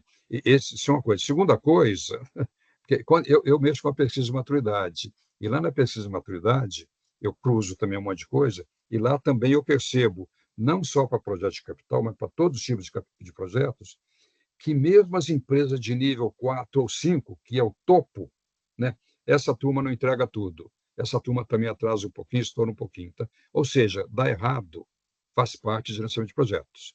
Mesmo que você seja ferinha, ferão, né, você vai dar errado. Onde que eu quero chegar com isso? Viu, Roberto? Então, um assunto importante aí do teu curso é a parte psicológica do gerente de projeto, porque ele vai conviver com dias horríveis, né, na vida dele, e ele tem que estar preparado para enfrentar. Né? Gestão de stakeholders é tido como a disciplina mais importante, que é interagir, né, com pessoas, ou seja, da empreiteira, ou teu chefe. O teu chefe pode estragar a tua estratégia de execução, ele pensa diferente. Então, o gerente de projeto ele tem que estar preparado psicologicamente, principalmente em projeto de capital, para enfrentar esse vendaval que vai acontecer, porque vai acontecer. Tá? O teu projeto, eu sou fera, eu estudei lá com o Ítalo, melhor escola do Brasil, né? Tem lá o Roberto Diniz, o Fred também passou por lá, só tem fera. Legal, meu beijo, mas você vai levar teu ferrinho também, sabe? Você não escapa, tem para todo mundo. E agora, com o tempo, né? Com o tempo você vai ficando assim meio, né? O cara te dá uma flechada, né? A flecha não dói tanto quanto doía antes. Você vai ficando, né, bem mais preparado, né? Mas você gasta algum tempo. Então, a turminha aí que eventualmente é nova, que vocês estão treinando, né? Essa parte psicológica, ele tem que estar preparado para isso. É isso aí. Comentamos algo quase semelhante a isso aí, professor. Eu brinquei com os meninos e falei o seguinte: o maior desafio de gerir um projeto é conseguir do outro o resultado que o projeto precisa. Não é tarefa fácil, mas É, a gente tem fé nisso aí, vamos dizer é, assim. não é, cara, você Beleza. resumiu de uma maneira brilhante, viu? É isso Pode, aí. pode escrever isso na parede, viu? Isso daí, Ah, essa deixa daí comigo. essa é muito sábia. Muito obrigado. Próxima é a Ana Carolina. Primeiramente, agradecer aí, professor, muito legal a apresentação. Eu queria só entender em qual momento que é o melhor para a gente aplicar a WP.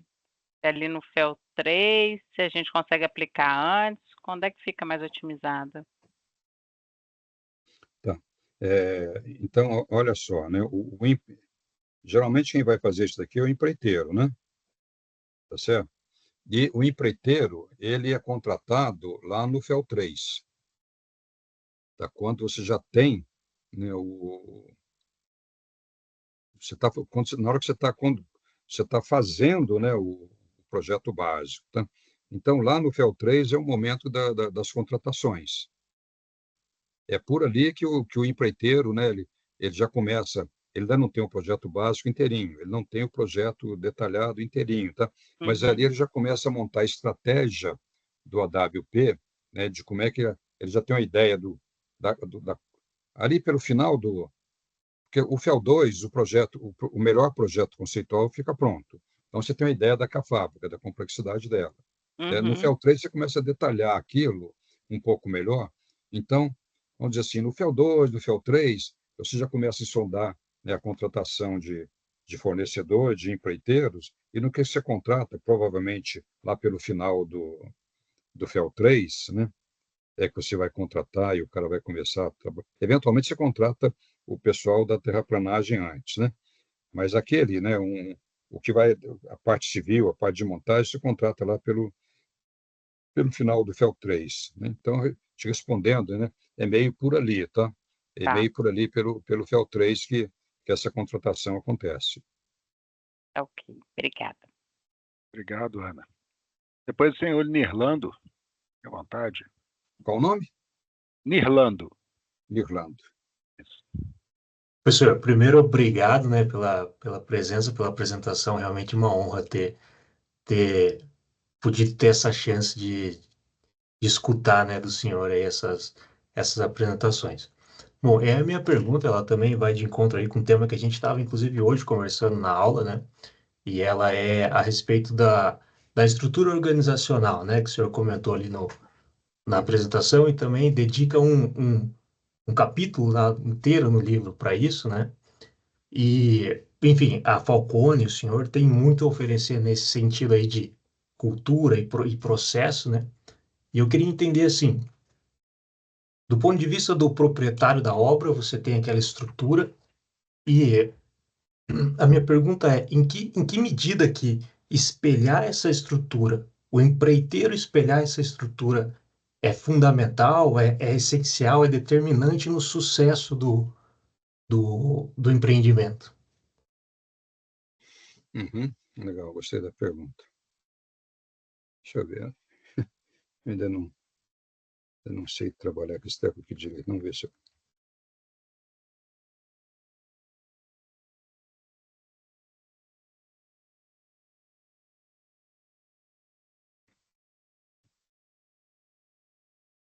Ah, está aqui. Está enxergando ela aí? Sim. Tá. Bom, então, primeiro, deixa eu te contar uma coisa. É muito comum nas empresas você encontrar a área de engenharia fazendo também a gestão do projeto, o PMO fica lá dentro, né, a parte de programas, fica tudo dentro aqui da engenharia. Importantes empresas mineiras trabalham desse jeito. Eu não quero citar, não, tá? Esse modelo, né, esse modelo aqui é um modelo que começou a fazer sucesso no Brasil há algum tempo e muitas empresas adotam, né, que é de você ter uma diretoria de investimentos cuidando, né, da parte de dinheiro, da parte de contratações e cuidando da parte de acompanhamento de prazo, de PMOs, essas coisas, tá? De programas, de padronizações e cuidando do relacionamento com esses grandes fornecedores. Esses grandes fornecedores vão trabalhar aqui com a engenharia, mas a contratação é feita por aqui.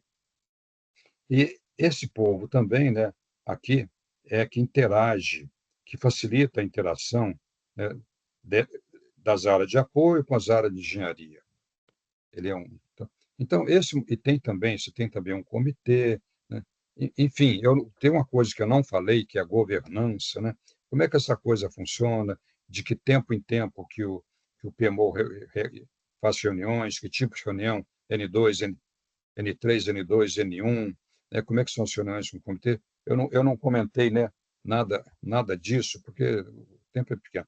Mas, como você falou, né, a Falcone trabalha muito, né, com a criação de uma estrutura organizacional e dizer, né, cada caixinha ali, como é que funciona, quais são os documentos que ela utiliza, como é que é a governança, como é que é relacionamento para cima, para baixo, nível de competência, que nível de decisão que ela pode tomar e não pode, enfim, né, fluxo de dados e essa coisa toda. É um assunto, né, que a gente trabalha muito lá dentro. E aí, indo, né, para a tua pergunta, vê se eu entendi a tua pergunta, Lirlando. E você está me perguntando, né, sobre o relacionamento, né, de empreiteiros com essa estrutura, né, aqui da companhia. Me repete o final da tua pergunta, que eu me confundi um pouco. É isso, é assim, é, Você me dá um segundinho? claro. Sabe quem está aqui? Minha esposa. É que eu prometi buscá-la hoje. Alô, meu bem. Oi? Tudo bom. Eu estou aqui fazendo uma palestra aqui. Ah, tá. Legal. Tá bem. Você me avisa a hora que você estiver chegando. Tá bem. Pô, legal. Minha esposa, eu ia buscá-la, ela está encontrando com uma turma de amigas, Halloween, essas coisas, eu ia buscá-la, já não preciso mais, então estou mais liberado. Mas aí, por favor, Nirlando, repita um pouquinho o que você está falando. Eu queria entender, com base na experiência do senhor, assim, dos casos que você já acompanhou, né? O fato do empreiteiro trabalhar com uma estrutura organizacional muito diferente do que o dono da obra trabalha, né?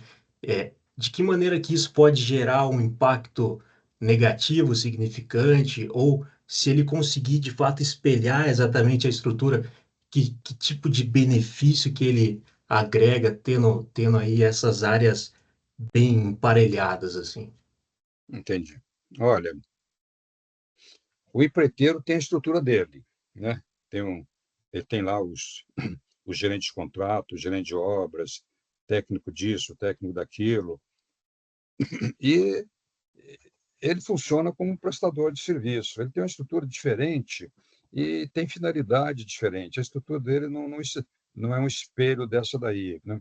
É diferente. E como é que ele relaciona, né? Tecnicamente falando, ele relaciona com o gerente do projeto. Então, quem é que relaciona, né? Você tem um chefe da obra, também chamado de diretor da obra, tá?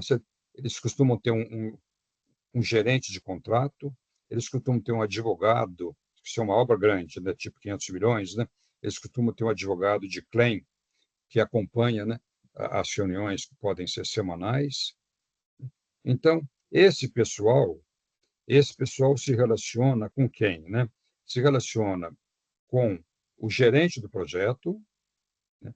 Se relacionam com algum com o pessoal do PMO, né, certamente, com algum assistente, né, dessa diretoria aqui de investimentos, e muitas vezes, nessas reuniões, tem participação importantíssima esse camarada aqui, que é ele chama aqui no Brasil de gerenciador, né? E lá nos Estados Unidos chama de engenharia do cliente, que é uma fiscalização. Então, a palavra fiscalização até é meio esquisita, né? Mas o que é uma gerenciadora? O que é uma engenharia do cliente? É uma empresa que vai entender tecnicamente do problema e vai acompanhar a obra, vai fiscalizar a obra para saber se está sendo bem feita, né? Tipo, né, o concreto está sendo bem feito, a parte elétrica, a fiação está sendo colocada. Então, eles vão nesse nível de detalhe, mas eles costumam ser contratados, tem excelentes empresas de gerenciadoras, né? Eles costumam ser contratados lá no FEL 2, por aí, perdão, no FEL 3, quando você contrata uma gerenciadora para te ajudar a contratar a empreiteira. Por quê? Porque essa turma costuma ser muito boa de contrato. Porque se o contrato for leonino, se você não lê o contrato direito, se ele der muitas atribuições para o empreiteiro, todo claim você vai perder. Então, essa turma, né, em projetos grandes, é muito importante. Aí, então, respondendo, né, a tua pergunta, a estrutura do empreiteiro é diferente, né, e não tem jeito de espelhar, porque ela é naturalmente diferente. Bacana. Professor, só temos mais uma pergunta aí.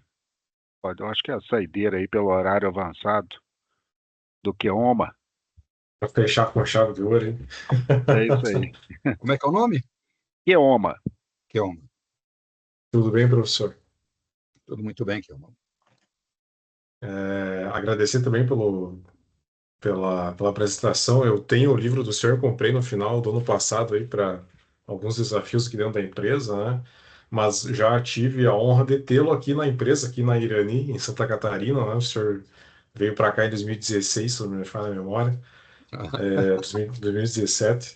Nós fizemos um fórum, né? Onde o senhor apresentou aí sobre o MMGP, praticamente, que é a Maturity Research, né? Maturidade. E a gente utiliza desde 2011, e a própria antiga INDG implantou o EGP aqui na empresa, né? Eu faço parte dele desde então. Mas a minha pergunta é um pouco fora aqui do contexto, seria sobre a tua pesquisa mesmo, que a última saiu em 21, né? Eu queria entender se a expectativa de sair uma nova pesquisa agora para 24, 25. Legal, boa pergunta, viu? Muito boa pergunta. E tem a ver com o trabalho de vocês aí, não com o trabalho, né, com a carreira, com a profissão de vocês. Então, olha só, a pesquisa de gerenciamento de projeto nas empresas existe muito por conta do planejamento estratégico. Então, se você quer fazer investimentos, né, você tem uma pancada de investimentos, então você tem que ter uma carteira de projetos, principalmente de vocês, né? Esses projetos aí de montagem, construção e montagem, capital project e tal, né? Está muito ligado se tem planejamento estratégico ou não. E o planejamento estratégico, toda empresa tem, mas ele vai contemplar projeto de capital se a economia está sinalizando que é uma boa. Então, eu vou ser mais agressivo ou menos agressivo, dependendo do que a economia está sinalizando. E os empresários, eles são muito cautelosos. Ele não vai botando dinheiro dele. Tá? O governo Lula está prometendo isso e aquilo, o Haddad, aquele outro, mais aquele outro, então vou botar dinheiro? Não põe mesmo. Tá? Enquanto ele não tem uma percepção de que, né, a economia, os indicadores são positivos e faz sentido, né, e não tem nenhuma bagunça, ninguém está mudando as regras do jogo, né, porque teve juiz aí que mudou a regra do jogo de 20 anos atrás. Né? Quando você descobre que você tem dívidas de coisas que você fez há 20 anos atrás e que na regra lá atrás funcionava e hoje não funcionava. Isso é terrível para o ânimo, né, dos empresários. Pode ser certo do ponto de vista jurídico, mas do ponto de vista da economia, isso tem impacto. E o que a gente está percebendo, né, eu estou numa consultoria, né, a gente está percebendo que alguns setores vão muito bem, tipo comércio, né, comércio vai muito bem, a agricultura, ano passado teve ótimo, esse ano não está tão bem. Agora, essa área das empreiteiras, de construção, a área de prédio, né, de residência, principalmente de prédio pequeno, né, vai indo até muito bem, melhor do que o esperado. Mas essa área de construção pesada, para governo ou particular, o que é? Fábricas, né, ferrovias, aeroportos, energia solar, energia eólica e tal, né? Essa parte ela não está indo na velocidade, por exemplo, que a América Latina está indo, ou na velocidade da Europa. Sabe, você viu aquele indicador lá do nosso é 16%, né? O pessoal fala que para a economia crescer 4%, aquele indicador tem que valer 25%. E a gente, né, praticamente nunca bateu lá nos 25%, né? Então, o empresariado ainda não está com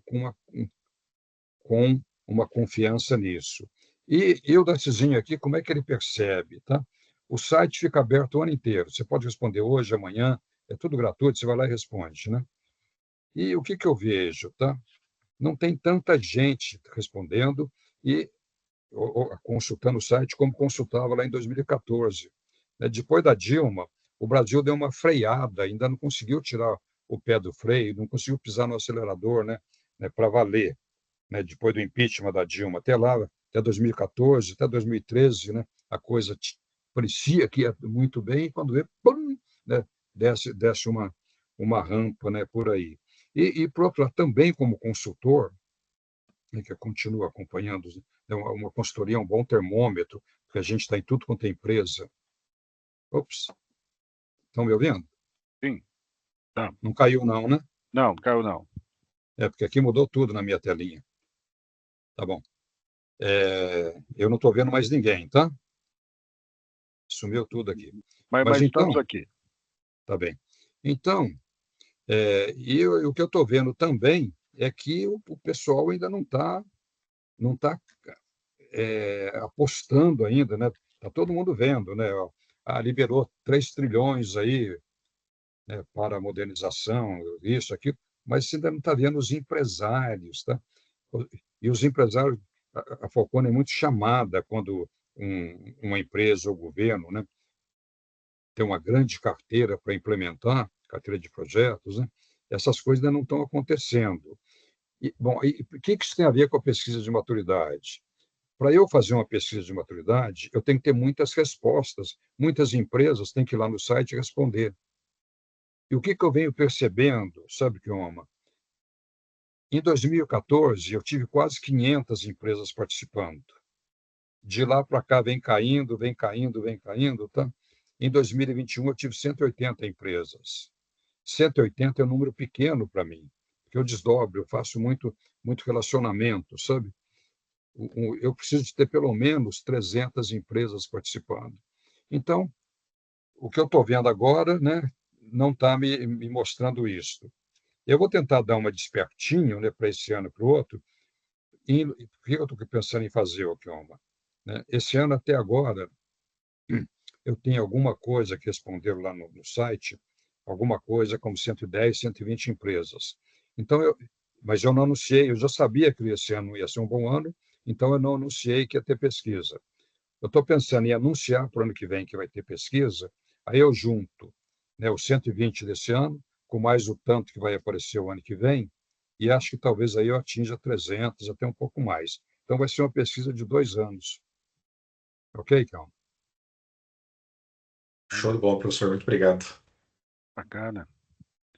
Ô, professor, eu gostaria só, de repente, de fazer uma foto aqui. Se o senhor, o que o senhor acha eu não estou vendo interessante? ninguém, viu? Não, só finalizar. Se o senhor finalizar aí para a gente o compartilhamento da tela, aí o pessoal se puder também abrir a câmera, eu acho que fica interessante, a gente faz o máximo de pessoas aí na foto, para a gente registrar esse momento, que eu acho aí importante. Pode ser? Pode ser, só que eu não...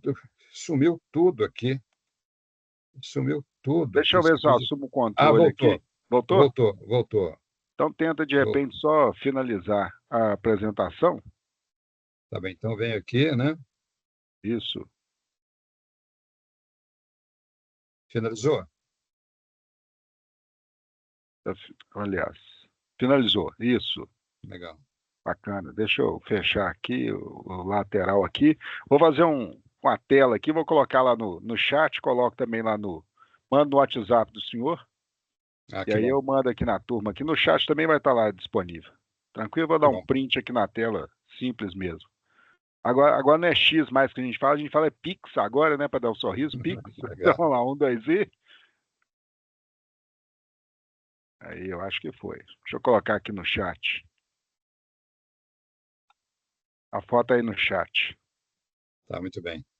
E gostaria aí de agradecer em nome do professor Ítalo, da turma como um todo, em meu nome também agradecer ao senhor pela apresentação, pelos conhecimentos aí transmitidos. Achei que é de grande valia, muito bom. Parabéns aí pelo livro, pela pesquisa aí também eu acho muito bacana, pelas contribuições do senhor aí na sociedade. Só agradecer. Gratidão é o que nos resta aí dizer. Foi um prazer e uma honra estar com vocês. O prazer é todo nosso, a honra é minha e nossa aqui. Se alguém quiser comentar alguma coisa, fica à vontade. Só dar um recado aqui aos meus alunos. Hoje eu não vou dar mais aula para eles. Vou vê-los agora na terça-feira que vem. Eu vou encerrar a gravação aqui, né, daqui a pouco, e vou encerrar outra aula lá também. Aí hoje eu vou liberar os senhores. Pode ficar tranquilo, tá bom? Tá bom. Foi uma noite muito boa, de grande valor aí. Muito obrigado. Obrigado, professor. Muito obrigada. Até mais, pessoal. Boa Valeu. noite. Até mais. Estamos à disposição aí, viu, professor? No que precisar, conte conosco. Sem dúvida, vou contar sim. Muito obrigado. Muito obrigado ao senhor. Tudo de bom. Tchau. Prazer. Valeu. Até mais. Tchau. Até mais.